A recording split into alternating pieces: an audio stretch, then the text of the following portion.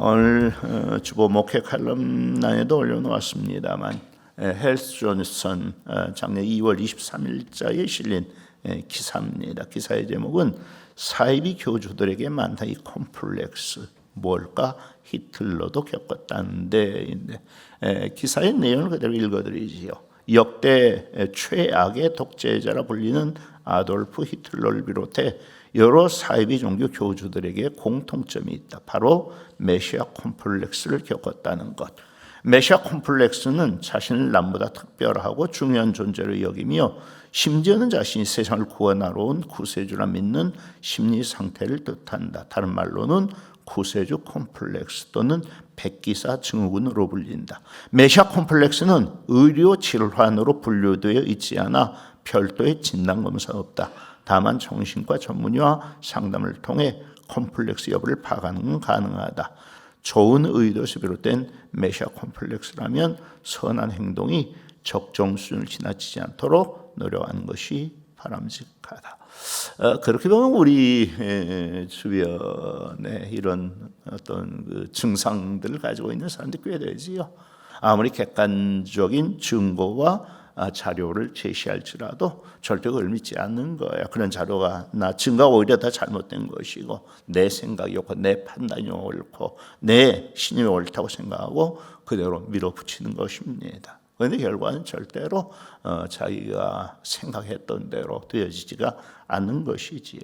그러니까 하나님께서 정말 좋은 대통령을 우리 교회, 우리 나라에 허락해 주시기 위해서 우리가 정말 많이 기도해야 하는 것이고 또 우리 자신도 이 분별력을 가지고 삶을 살펴볼 수 있어야 하는 것입니다. 예수님이 새끼 낙을 타고 메시아로 이 예루살렘 성에 입성하시자 군중들이 몰려나와서 어떻게 했어요? 주님 앞에 자기들의 겉옷을 벗어 깔고 또 종려나무 가지를 꺾어 깔고 그런 다음 열광하며 외쳐댔지요. 호산나 다윗의 자손이여 찬송할지로다 주의 이름으로 오시는 이여 가장 높은 곳에서 호산나. 여기 호산나는 이 히브리어 호슈엔나에서 나온 말인데 주여 지금 우리를 구원해 주소서라는 의미로 몇 번이나 말씀을 드렸습니다. 지금 우리를 구원해 주소서. 그런데 무엇으로부터 자기들 구원해 달라는 의미였어요? 죄와 그 결과인 하나님의 진노로부터 멸망으로부터 자신을 구원해 달라는 그런 의미가 아니었지요. 지금 자기들이 처해 있는 그 억압되고 억눌린 상황으로부터 구원해 달라고 예수님께 요청하고 있는 것입니다. 여러분 생각해보세요. 그 함성 소리가 얼마나 컸겠습니까? 그런데 실제로는 본문의 군중들이 보여주는 이 모습이 바로 이 메시아 증후군에 사로잡혀 있는 사람들의 모습이라고 하는 것이지요. 물론 예수님은 실제로 세상을 구원하시기 위해 오신 진짜 메시아이시지만 이 군중들은 어때요? 정말 자기들의 죄에서 자기들 구원해 주실 그런 메시아를 기다리고 있는 게 아니란 말이에요. 예수님을 그 메시아로 기대하고 있는 게 아닙니다. 그들은 예수님을 지금 자기들이 처해 있는 그 정치적, 경제적, 사회적인 어려움의 상황에서 구원해 줄 그런 메시아로 생각하면서 자기들 그런 메시아로 자기를 구원해 달라고 예수를 환영하며 열광하고 있는 것입니다. 물론 그들의 메시아 하나님의 기름 부음을 받은 구원자의 약속이 주어져 있었습니다. 비록 그것이 잘못 해석되어 본문과 같은 양상으로 나타나기는 했었지만 하나님 창세기에서부터 그들에게 여자의 씨를 주실 것을 약속하셨고 모세와 같은 선지자를 주실 것을 약속하셨고 다윗의 왕권을 이어갈 왕 멜기세덱의 소유를 따를 영원한 제사장을 주실 것을 약속하셨습니다. 그 메시아의 약속 하나하나 살펴본다면 창세기 3장 15절입니다. 내가 너로 여자와 원수가 되게 하고 내 후손도 여자의 후손과 원수가 되게 하리니 여자의 후손은 내 머리를 상하게 할 것이요 너는 그의 발꿈치를 상하게 할 것이니 말씀 바로 뭐예요? 원시복음으로서 여자의 후손으로 메시아가 오실 일에 대한 약속이었던 것이죠. 아브라함의 내 씨로 말미암아 천하 만민이 복을 받으리니라고 말씀을 하셨고 다윗에게는 내가 내 몸에서 내 씨를 내 뒤에 세워 그의 나를 경배하게 하리라라고 말씀을 하셨습니다. 시편 2편 1절로 4절에서는 어찌하여 이방 나라들이 분노하며 민족들이 허튼 일을 꾸미는가. 세상의 고난들이 나서며 관원들이 서로 꾀하여 여호와 그의 기름 부음 받은 자를 대적하며 우리가 그들의 맨 것을 끊고 그의 결박을 벗어버리자 하는도다. 하늘에 계신 이가 웃으시며 주께서 그들 비웃으시리로다. 그러면서 12절에 뭐라고 말씀했어요? 그의 아들에게 입맞추라. 그렇지 아니면 진노하시면 너희의 길에서 망하리니 그의 진노가 급하심이라. 여호와께 피하는 모든 사람은 다 복이 있도다 라고 말씀을 했습니다. 한 말씀만 더 본다면 시편 110편 1절입니다. 여호와는 맹세하고 변하지 아니하시리라. 이르시기를 너는 멜기세덱의 소유를 따라 영원한 제사장이라 하셨도다. 이게 다 뭐예요?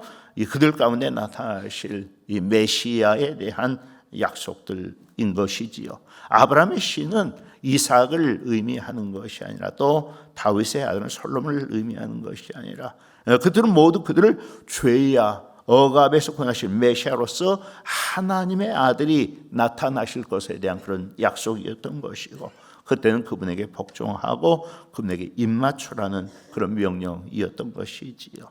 이스라엘 사람들은 그들의 역사 수천 년에 걸쳐서 하나님으로부터 이 메시아의 약속을 받고 있었던 것입니다. 뿐만 아니라 당시 그들의 정치적, 사회적, 종교적 상황 역시 메시아를 소망하게 하는 상황이었습니다. 여러분, 예수님 당시 이스라엘 백성들이 처해 있던 그 국가적, 사회적, 신앙적 상황이 어땠어요? 로마제국의 압제에서 엄청난 고통을 당하고 있었잖아요. 제국들에게 무거운 세금을 부과했을 뿐만 아니라 자유를 억압했으며 폭력적인 통치를 일삼았습니다. 유대인들은 그와 같은 로마제국의 통치하에 있는 것을 굴욕으로 여겼었고 다윗 왕국과 같은 강력한 민족국가의 회복을 꿈꾸고 있었던 것입니다. 그런데 드디어 자기들 앞에 나사렛 예수라고 하는 메시아의 가능성을 보여주는 한 선지자가 나타나신 것입니다. 실제로 그분은 이제까지 나타났던 그 어떤 사람과도 달랐습니다. 우선 그분은 능력이 있으셨습니다. 그래서 어떤 병이든 다 고치셨고 모든 귀신을 다 쫓아내셨습니다. 10년 죽은 자까지도 살려내셨습니다. 보리떡 5개 물고기 2마리로 5,000명을 먹이셨습니다. 그분의 가르침은 당시 서기관들의 가르침과 완전히 달랐습니다. 그분의 말씀에는 엄청난 권위가 있으셨습니다. 그래서 유대인들은 예수님의 말씀을 권위 있는 새 교훈이라고 불렀던 것입니다. 물론 예수님은 메시아 증후군에 빠져있는 가짜 메시아가 아니라 진짜 메시아이셨지요. 하지만 이스라엘 백성들이 기다리는 그런 방식의 메시아는 아니셨던 것인데 유대인들은 예수님을 자기들의 기대를 이루어줄 메시아로 오해했던 것이고, 그래서 오늘과 같은 모습으로 예수님을 환영하고 있는 것입니다. 더구나 주님이 임하시는 그 모습이 어떤 모습이었어요? 스가랴 선지자가 예언했던 그 모습이었잖아요. 스가랴 9장 9절 시온에 따라 크게 기뻐할지어다 예루살렘에 따라 즐거이 부를지어다. 보라 내 왕이 내게 임하시나니 그는 공의로우시며 구원을 베푸시며 겸손하여서 나귀를 타시나니 나귀의 작은 것 곧 나귀 새끼니라. 그런데 주님이 정말 이 제자들과 함께 새끼 나귀를 타고 예루살렘 성을 향해서 다가오고 계시는 것입니다. 물론 주님이 그렇게 하시는 의도는 스가랴서에 예언되어 있는 그 말씀을 이루시기 위함이었지만 내용은 완전히 다른 것이었죠. 이스라엘 백성은 그렇게 임하시는 예수님을 정치적인 메시아로 기대했던 것이고, 그렇지만 예수님은 택하신 하나님의 백성들을 자기들 죄에서 구원하시기 위한 메시아로 자신이 임하셨음을 그 사건을 통해서 드러내고 계시는 것입니다. 실제로 스가랴서에 이 메시아 왕이 새끼 나귀를 타고 임하시는 것으로 예언되어 있는 것은 스가랴서는 주전 500년경에 기록된 책이지요. 메시아 왕이 나귀의 작은 곧 나귀 새끼를 타고 임하실 것이라고 스가랴서에 예언되어 있는 것은 하나는 그렇게 나타나시는 분이 있다면, 그렇게 임하시는 분이 있다면 그분이 바로 메시아 왕이신 것을 너희가 알라라고 하는 그런 의미의 예언이었던 것이고, 다른 하나 뭐였어요? 그분은 이스라엘 사람들이 기대하는 것과 같은 전쟁하는 왕은 아니시지 않은 그런 의미인 것입니다. 왜냐하면 이 전쟁하는 왕들은 절대로 나귀 새끼 같은 거 안 타거든요. 여러분 전쟁에 나가면서 나귀를 타고, 그것도 나귀의 작은 것, 새끼 나귀를 타고 전쟁에 나가는 왕을 생각해 볼 수 있습니까? 예를 로마 시대 이 영화 같은 것에서 많이 보셨잖아요. 영화 10기에도 그런 모습이 나타나는데, 왕이 전쟁에 나갔다 승리하고 돌아올 때 어떻게 해요? 이 전쟁에서 이긴 수많은 노량문들과 또 부참 포로들을 이끌고 아주 건장한 말 위에 당당하게 올라타고 그렇게 계산한 모습을 보여주잖아요.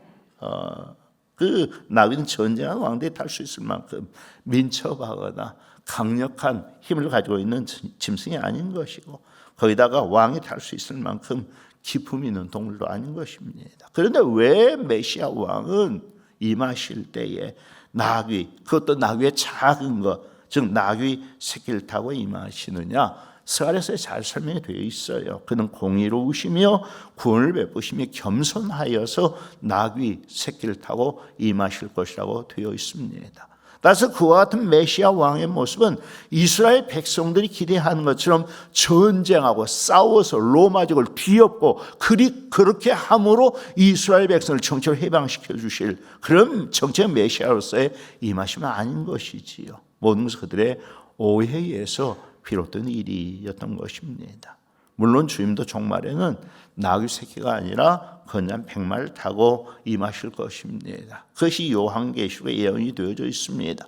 요한계시록 19장 11절 16절, 또 내가 하늘이 열린 것을 보니 보라 백마와 그것을 탄 자가 있으니 그 이름은 충신과 진실이라. 그가 공의로 심판하며 싸우더라. 그 눈은 불꽃 같고 그 머리에 많은 관돌이 있고 또 이름 쓴 것 하나가 있으니 자기밖에 아는 자가 없고, 또 그가 피 뿌린 옷을 입었는데 그 이름은 하나님의 말씀이라 칭하더라. 하나님의 말씀 나눠줄 보면 로고스라고 되어 있습니다. 이 로고스 말씀은 이 요한서신서에서 예수님을 의미하는 아주 특별한 개념인 것이죠. 하나님의 말씀이라 칭하더라.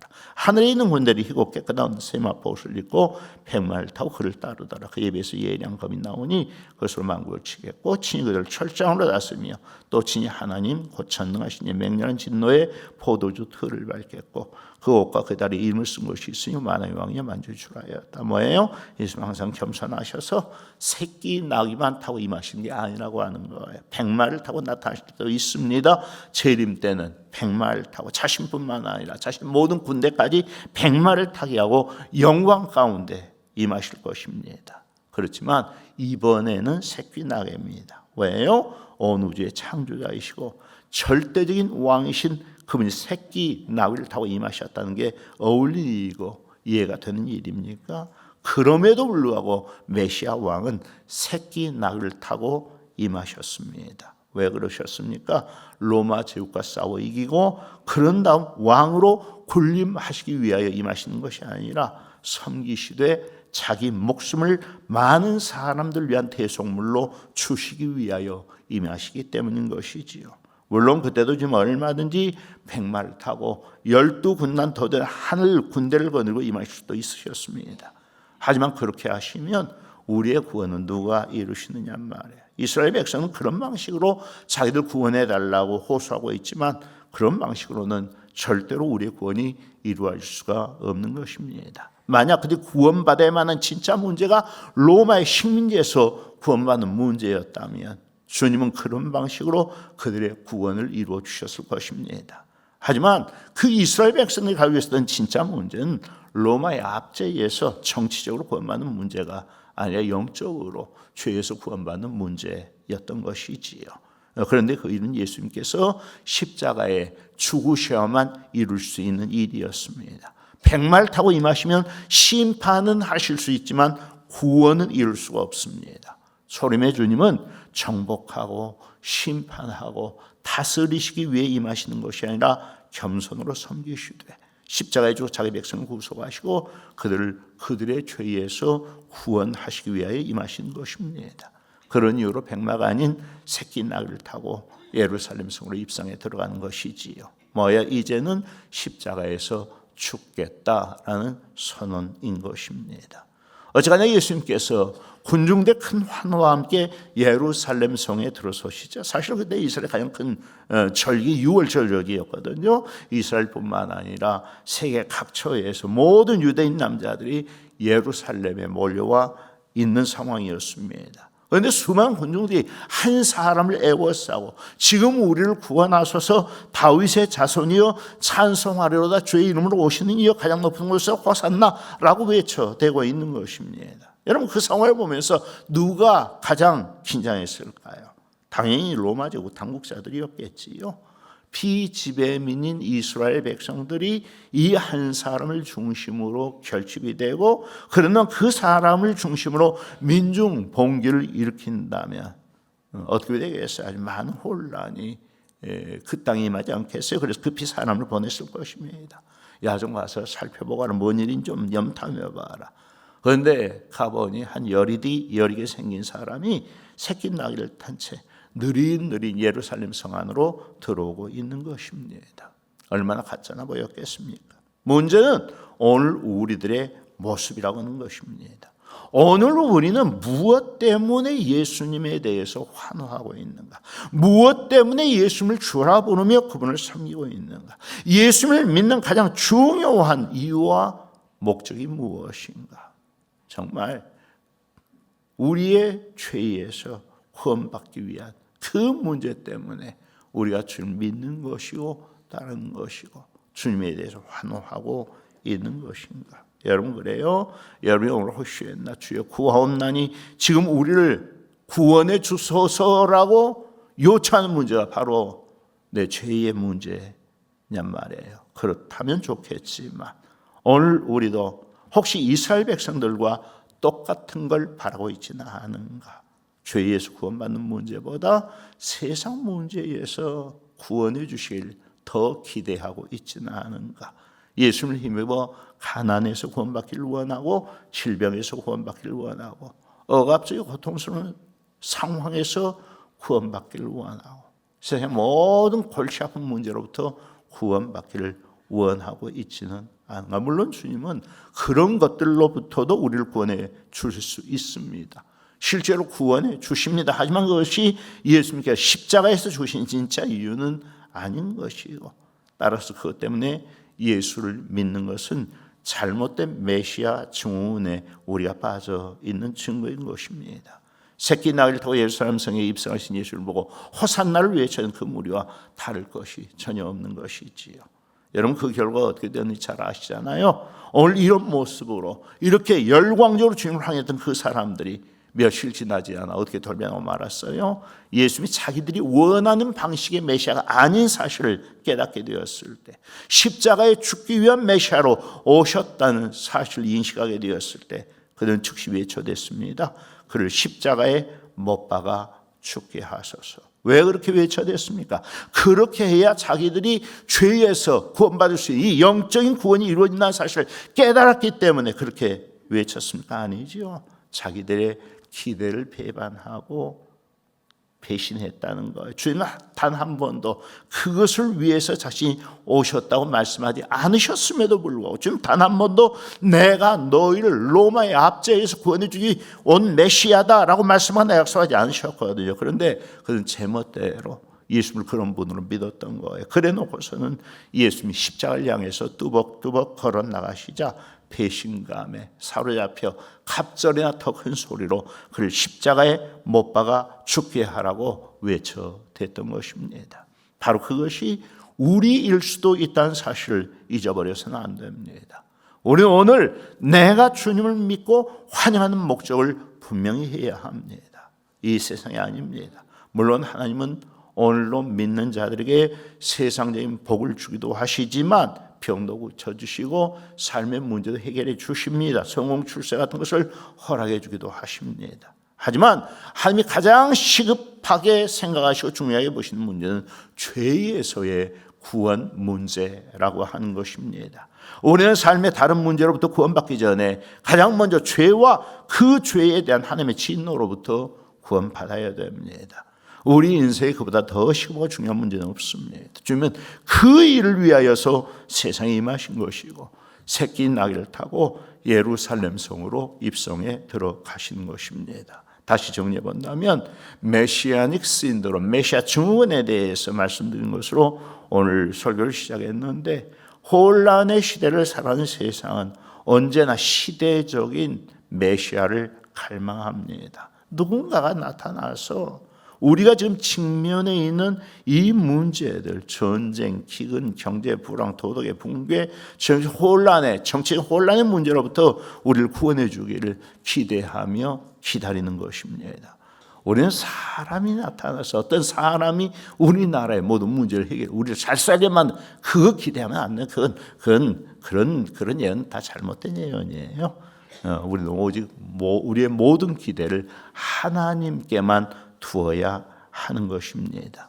미국의 영향력이 있는 개혁주의 목회자에 따라 스프롤 목사가 생전에 했던 설교 가운데 Idolatry and the Nature of Man, 우상 숭배와 인간 본성이라는 제목의 설교가 있습니다. 핵심 요지는 인간 하나님을 잃어버리면 반드시 다른 신을 만들어낸다라는 것입니다. 그는 그 설교에서 칼빈이 기독교 강요에서 했던 말을 인용하고 있는데, 인간의 마음 끊임없이 우상을 만들어내는 대장간과 같다. 칼빈이 이런 말을 했어요. 인간의 마음은 끊임없이 우상을 만들어내는 대장간과 같다.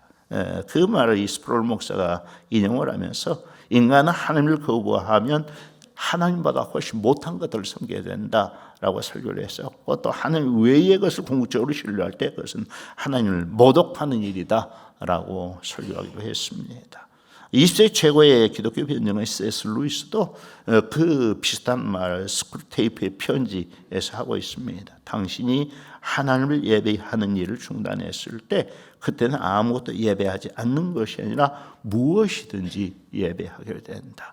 우리가 하나님을 예배하는 일을 중단했을 때 아무것도 예배하지 않는 것이 아니라 무엇인가 하나님 아닌 것을 찾아서 그것을 예배하게 된다는 거예요. 그런데 그건 뭐예요? 하나님보다 훨씬 못한 것, 하나님보다 더 나은 존재가 어디가 있겠어요? 하나님보다 훨씬 더 열등한 것. 그러니까 참 신이신 하나님을 버리고 그보다 훨씬 못하고 훨씬 열등한 것을 예배하는 이것이 얼마나 큰 어리석음인 것입니까? 우리가 하나님께 기대의 두기를 중단할 때 우리는 하나님보다 훨씬 더 못한 것에 우리의 기대를 두게 되는 거예요. 그게 오늘날 우리 가운데 나타나고 있는 이 메시아 증후군의 실상인 것입니다.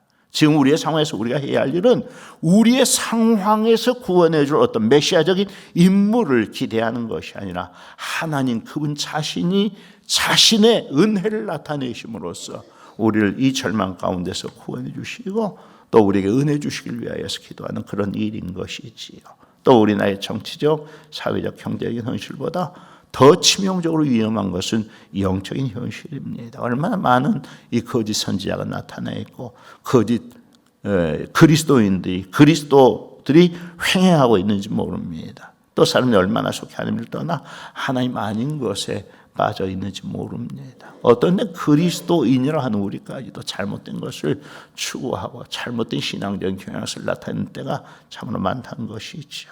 바로 그런 잘못된 신앙과 삶으로부터 구원받는 것이 다른 모든 일상적인 문제로부터 구원받는 것보다 훨씬 더 시급하고 중요한 문제인 것입니다. 그러므로 우리는 우리나라 백성들이 오직 하나님만 섬기는 백성들이 되기를 위해서 끊임없이 기도해야 하는 것이고, 사람에게 기대를 두어서는 안 됩니다. 오직 하나님께만 우리의 기대를 두고 그분의 은혜를 구하며 기도해야 하는 것입니다. 꼭 그렇게 우리 모두가 될 수 있기를 주의 이름으로 간절히 부탁하고 축복합니다.